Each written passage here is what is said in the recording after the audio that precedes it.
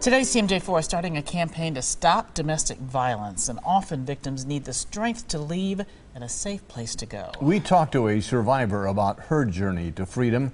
Here's Courtney Garrish.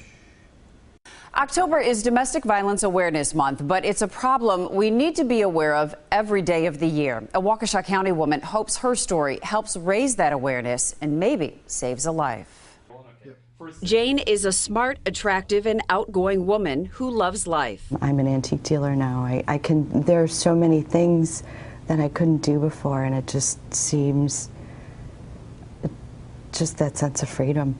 You would never look at her and think she was a victim of domestic abuse. The abuser, her high school sweetheart and ex-husband. Jane was with him for 30 years. My family didn't even know.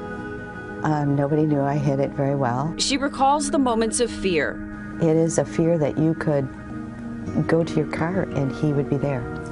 You could go to work, he would be there. It is such a fear that just makes you think, well, which is worse, being killed or staying in the situation? Jane knows people wonder, why didn't she leave? I always think, why isn't the question, why doesn't he stop? And I guess on some level, I hope that he would have. It's a situation all too common in our community. Carmen Petrie and Angela Mancuso run domestic abuse shelters in Milwaukee and Waukesha. They work together to offer women a safe place to go. Working together collaboratively increases victim safety and protection and allows for greater abuser accountability.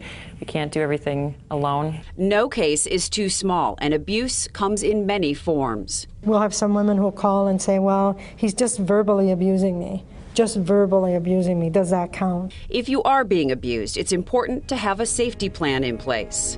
I had a bag ready in the car in case my son and I had to go. I had money hidden by a friend. Jane eventually divorced her husband and seek counseling at the Women's Center in Waukesha. When I come for group, I'm sitting around and there's no judgment.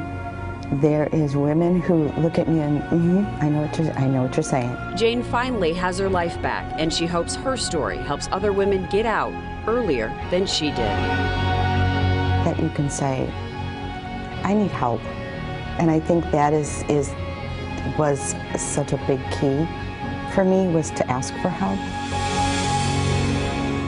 Both women's shelters are usually close to capacity, so this problem is not going away anytime soon, but hopefully stories like Jane's help victims of abuse find the strength to leave and report that abuse to local law enforcement. Courtney Garrish, today's TMJ4. Thanks, Courtney. And if you or someone you know is affected by domestic abuse, help is available, and we're going to hold a phone bank tomorrow from 3 until 7 p.m. Volunteers from local women's shelters will be taking your calls. Coming up